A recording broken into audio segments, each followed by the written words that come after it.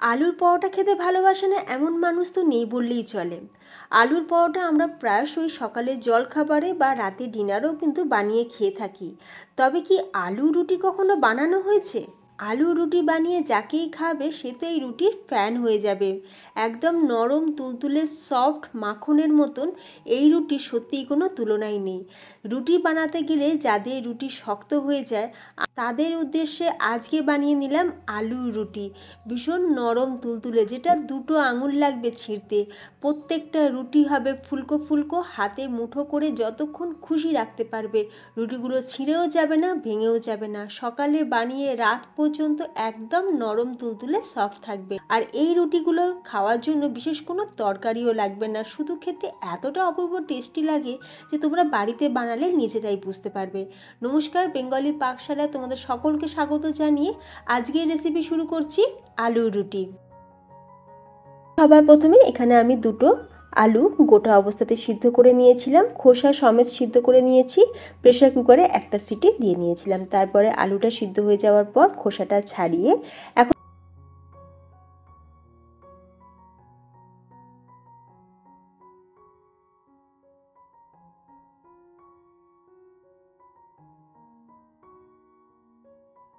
আলুর মধ্যে যেন কোনো রকম বড় টুকরো না থাকে, তাহলে কিন্তু রুটিটা একদম পারফেক্ট হবে না।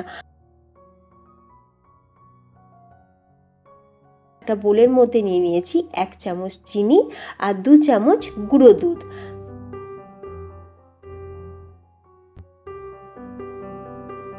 এরপর যেটা দেবো সেটা হচ্ছে ইস্ট। দেখো এটা হচ্ছে ড্রাই ইস্ট, আর এই ইস্ট তোমরা যে কোনো মুদির দোকানে পেয়ে যাবে। আর এইরকম একটা ছোট কন্টেনার কিনে রাখলে দেখবে অনেকগুলো রেসিপি তোমরা এই একটা কন্টেনারের সাহায্যেই কিন্তু বানিয়ে নিতে পারবে। এখানে আমি ইস্ট দিয়ে দিলাম 1 চামচ মতন, আর দিয়ে দেবো এখানে উষ্ণ গরম জল। জলটা কিন্তু খুব বেশি গরম দেবে না, হালকা উষ্ণ গরম থাকবে সেই রকমই জল দিতে হবে। এখন খুব ভালো করে এই শুকনো উপকরণ আমরা জলের সাথে গুলে নেব।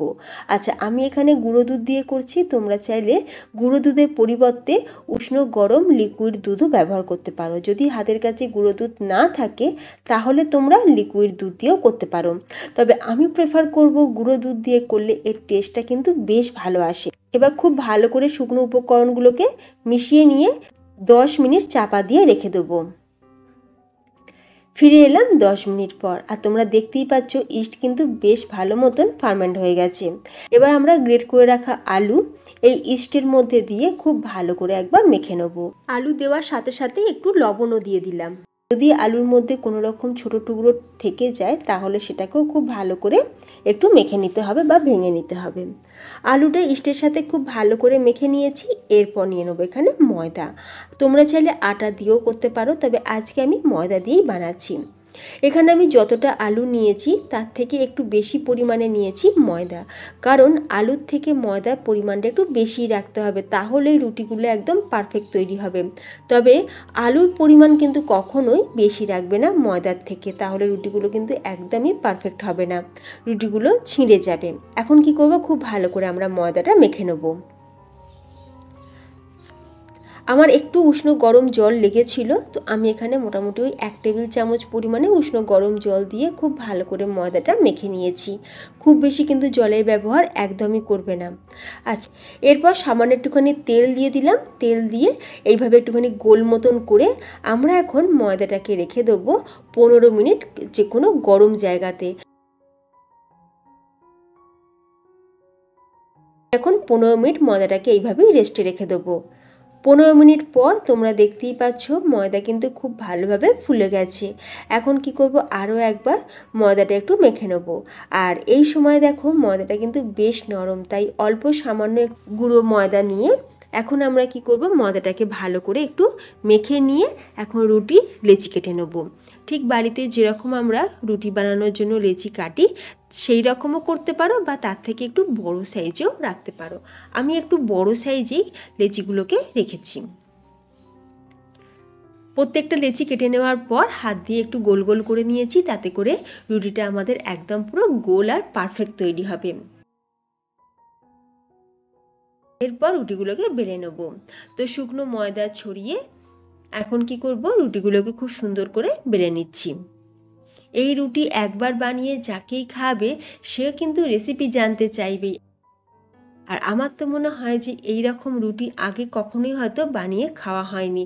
যদি না খাওয়া হয়ে থাকে আমি রিকোয়েস্ট করব একবার হলো আলু রুটি তোমরা বাড়িতে বানিয়ে দেখো, দেখবে নরম তুলতুলে আর সফট। এইভাবে রুটি বানিয়ে যাকেই খাবে সে কিন্তু প্রশংসা করতে বাধ্য।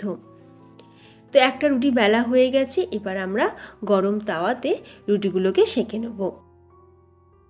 রুটিগুলো সেঁকার সময় গ্যাসের ফ্লেমটা মিডিয়াম টু হাইতে রাখবে, লো ফ্লেমে কখনোই রাখবে না, তাহলে রুটিগুলো ফুলবেও না, রুটিগুলো শক্ত হয়ে যাবে।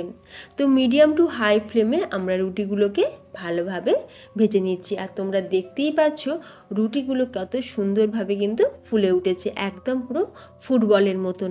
প্রত্যেকটা রুটি আমরা এইভাবেই কিন্তু সেঁকে নেব। তো তৈরি আমাদের আলু রুটি।